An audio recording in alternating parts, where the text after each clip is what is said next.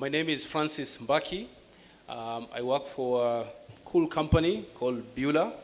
Some of you might know of it. Some of you might see it somewhere. Yeah, I see it there. I'm here today to present to you about ancient grains. And like the moderator said, grains tend to go well with the poultry and the meat that we talked about yesterday. So for the next half an hour, let me indulge you a bit about what Buhler is doing in that space. I'll also later on mention something about what we are seeing in maize, challenges and opportunities in that space as well. So come along with me. So when we talk about ancient grains, I don't know, does anything come to mind? I would say globally, the most consumed grains probably would be wheat, maize, rice. These are the common ones. But then ancient grains, hopefully it rings a bell. What we talk about here are grains usually having some kind of local long history. Yeah? Local long history, predominantly not produced in as high amounts as the three I mentioned. They usually tend to have some special, let's say, dietary properties that make them, very, very attractive. You could look at the space of gluten-free products. You tend to have a lot of local grains that fit into that basket. And then in terms of the agronomy, they are much more versatile.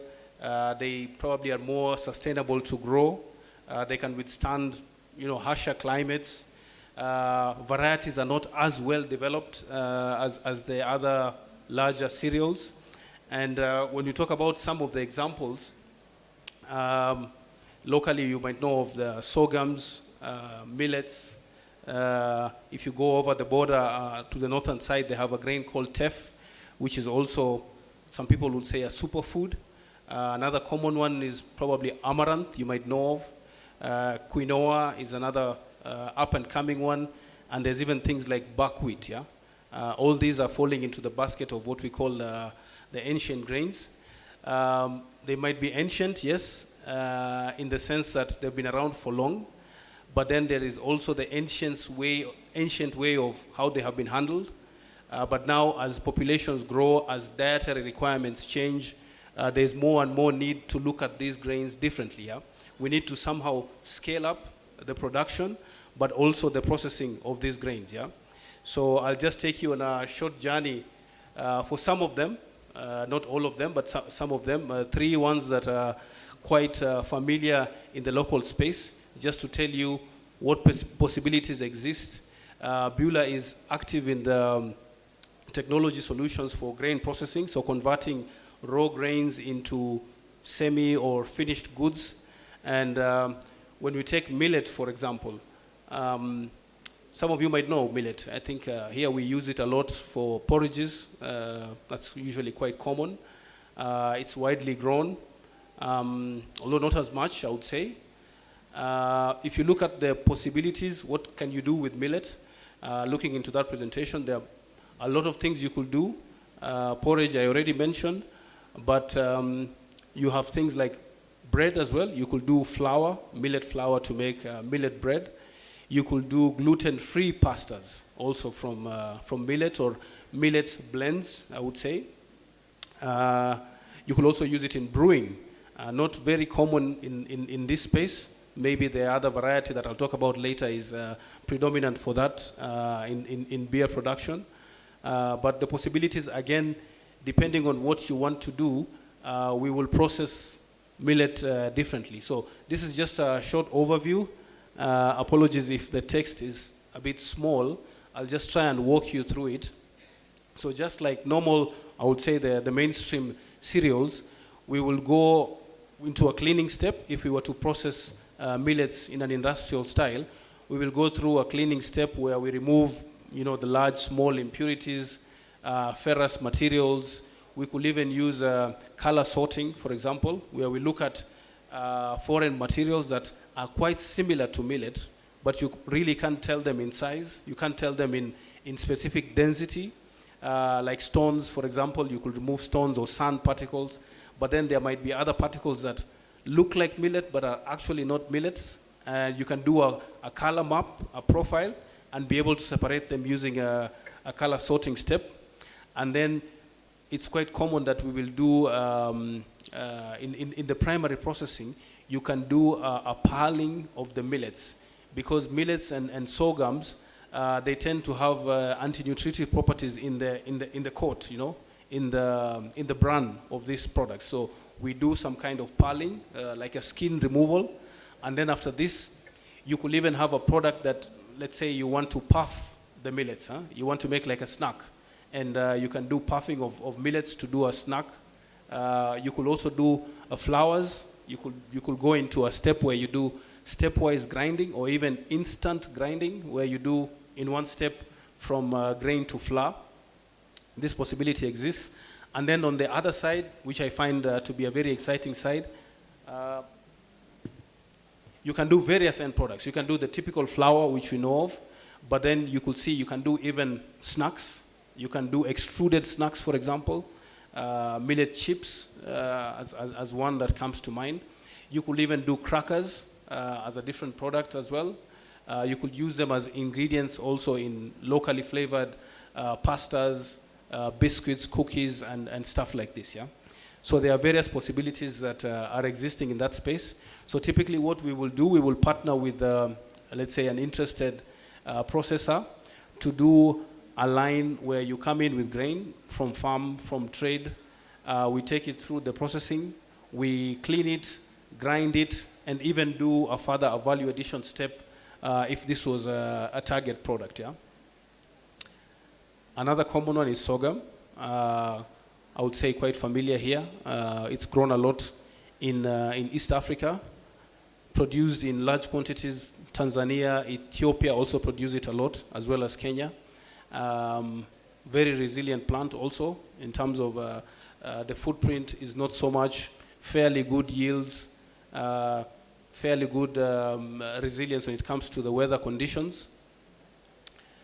Again here, looking at what you could do with it, I mentioned crackers, the flours. It's predominantly used in this space for brewing. Some of you might know, those of you who have a taste for beer.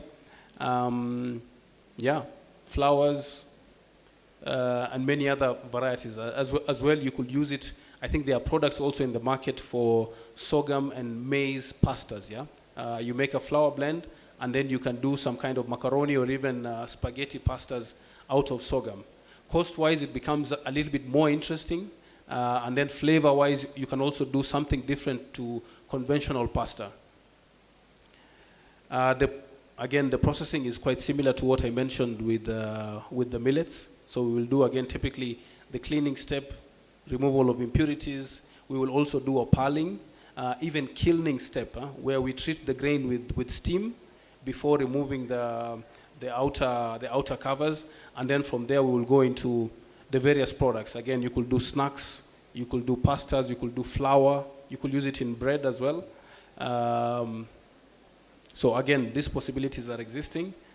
Another one I wanted to run very quickly over is amaranth. I'm not sure how many of us in the room are familiar with this grain. I think it's a growing superfood. A little bit about the properties. The processing is also similar to how we will do it with, the processing here, I would say the products other than porridge and flours, it's very interesting that there's also a growing need for oil. Very niche market for amaranth oil, for those of you who might be in that space.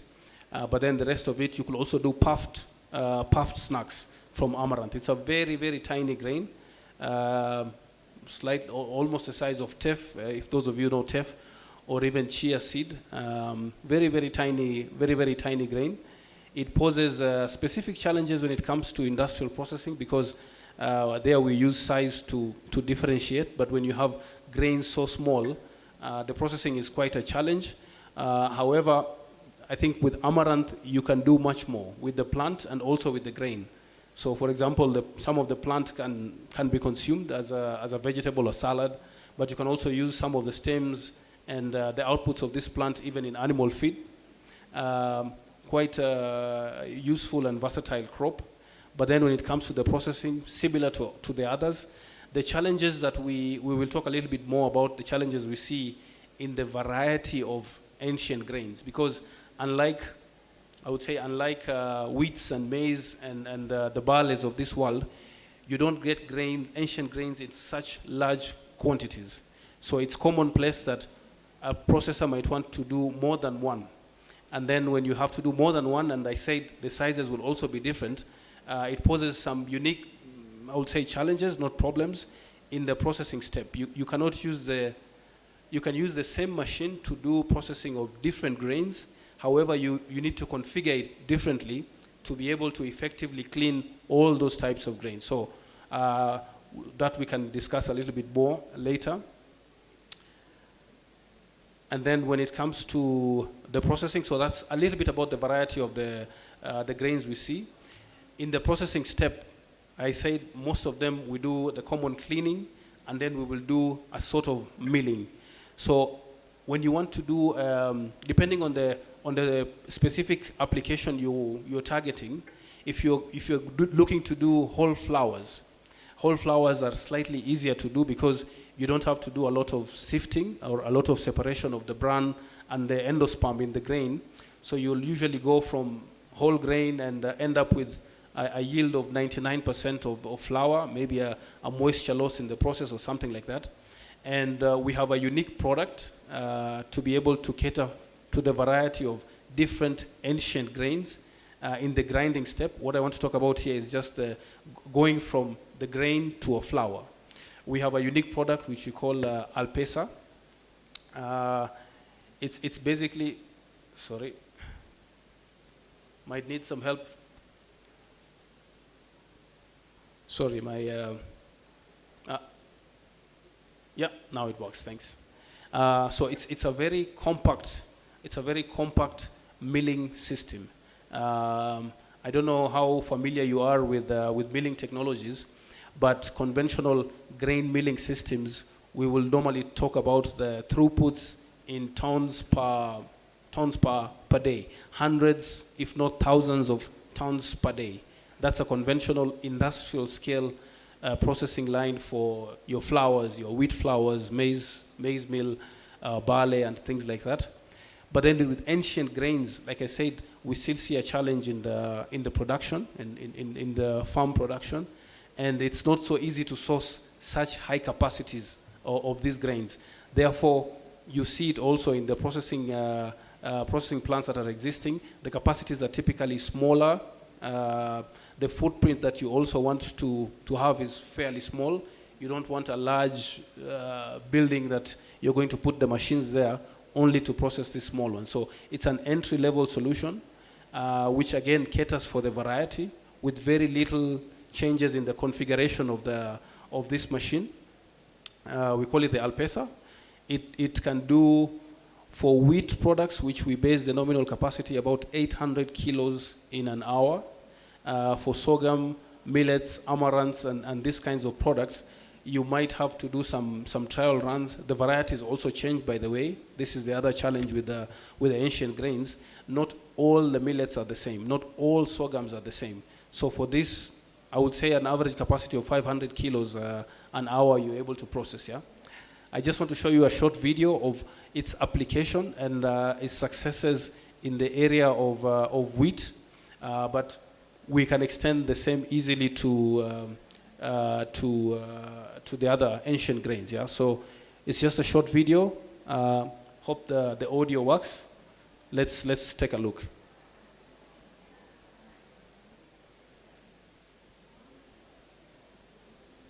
Sorry, the audio doesn't seem to work.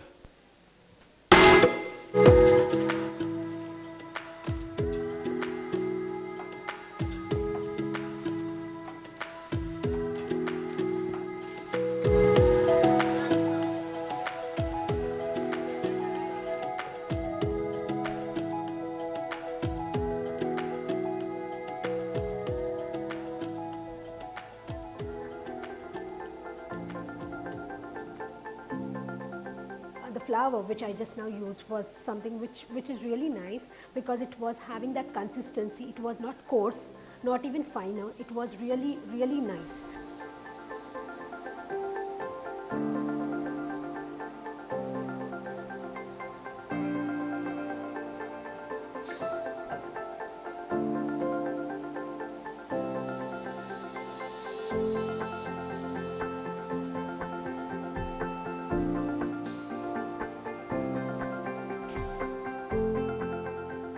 This is really, really what we need. If we have been such flowers manufactured here and brought it into the marketing, it will really help all of the people who are from Asia and other countries.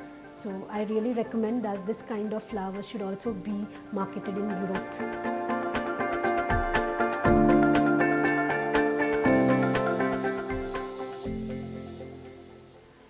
Yeah, so it's again, like I said, it's an application that is used in wheat, but the philosophy or the principle remains the same if you extend it to sorghums and the millets of this world. Just to mention that, like I said, the varieties are different, and usually the processors who are coming to us will not be very sure of even what they are looking for, or in cases where they know what they are looking for. Let's say there's a gap between how do they go from what their current setups allow for to where they want to go. And for that, we usually encourage that before you do, let's say, a large commitment to invest in technology, you could do smaller scale trials. They could be lab-based trials. They could even be market trials. And we support that with our infrastructure of application centers across the world. I just want to mention two. We have here in Nairobi, we have a facility that we call the African Milling School. It's off of Thika Road, where we have there a school, a fully fledged and accredited school for grain handling and processing. But as well, we offer, so education is the primary output of this school, but we also offer application services that you can come with your sample of grain, your few kilos, tons of grain, and you want to do a certain product. You want to do some kind of milling application, cleaning and milling. So you could come with a product that you get from the farm, for example, or you get from traders, and you want to look, can you apply a milling step, a cleaning and milling step, and produce a flour? So we could do trials for you at the facility, and then before we discuss, a larger scale kind of project. And then the other facility that we can do even more trials with the Alpesa that I talked about is located in Nigeria, so a little bit further out, but still relevant. And in Nigeria and West Africa, we also see a huge variety of the local grains there. And in a place called Kano, we have a facility that is really specialized for ancient grains. There we have the Alpesa machine, the one that I talked about. So there you can actually do the different flours. You can vary the kind of coarseness you're looking for in these products. I will invite you, if this is something you're willing to discuss. It's much easier to transport grain within Africa than let's say taking it to places in Europe where we had to do before to do product trials, yeah? And the beauty about this is you can not only do the trial for processing, you can also do trials that are market enabling. So you can do a few thousand tons that you bring back and then try and do a sort of market survey or market analysis, yeah? That's a little bit about the ancient grains I wanted to touch on. And then I'll go quickly, very shortly about maize. Some specific challenge we are facing in maize. It's not maybe your typical ancient grain. If I bring up the next slide, you should be able to see that. So there, I think we look at maize, and typically maize across the world is used for various applications. Here we use it predominantly for food and feed. But in other places, they use it for brewing, they use it for starch production and things like that. And we say around about 170 odd million tons of maize is growing into food consumption, yeah? A lot of that is in sub-Saharan Africa, parts of Asia, in North America, there's a lot of consumption, Mexico and the US, and a little bit also in South America. But of course here the scales are significantly different. And then here we talk a little bit what we see when you look at the sort of production and investment. Unlike grains like wheat is a typical example where there are a lot of investments in wheat processing in areas away from where it's produced. We sit in a typical area like that. So we let's say convert a lot of wheat into wheat flour, but then the portion of production that we do here, of the consumption that we do is fairly less. But then when you look at maize, it doesn't have this trend. You don't have a huge, let's say, global trade of consumed maize. You see it here that a lot of the maize we consume is produced either locally or in the neighborhood, in the community. So a lot of the investments we see in maize milling typically happen in the same areas where the maize is produced, yeah? Why am I saying that? Because unlike wheat, maybe rice and them, with maize we see a very specific challenge with mycotoxins. Yeah? We see it a lot in maize, and maize has a higher, I would say, relevance compared probably to the smaller ancient grains, or even things like peanuts, which are not consumed in the same scale as maize is. But mycotoxins are playing now, are posing a growing challenge in how we are locally producing and consuming, producing, processing, distributing, and consuming maize. So headlines like this are becoming more and more familiar, different mycotoxins. If I go to the next slide, why are mycotoxins then so relevant to talk about? Specifically to the one mycotoxin that we call, let me just bring up the full slide. Mycotoxin that we call aflatoxin. You might be familiar with it. You might hear a lot of product recalls these days. Aflatoxin levels were fairly high. They are associated, or there's a high causation of aflatoxin B1 with things like liver cancer. So that's what we don't want. You see it also that these mycotoxins, we can try and avoid them in animal feed, but they tend to find a way through, through human food. But there's a tendency that rejected human food is then rerouted to animal feed, which is somewhat helping in the shorter term, but in the long run, these products are still ending up with humans.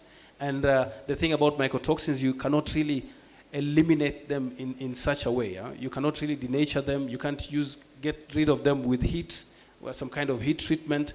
If they are in the product, even if you were to boil your milk or cook your meat, these toxins are still active when they get into your bodies.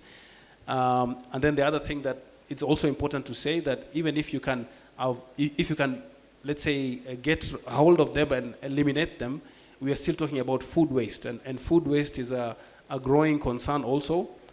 Here we have numbers between 20 and 30% that we say we lose to food waste for various reasons. It could be for molding, for aflatoxin elimination and things like that.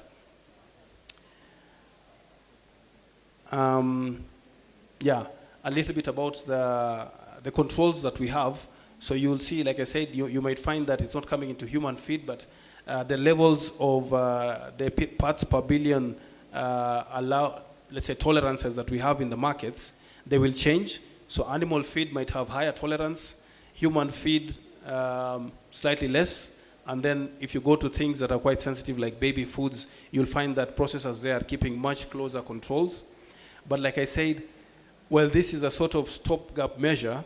We clearly need a different way, a more holistic way of looking at aflatoxin management or mycotoxins in general.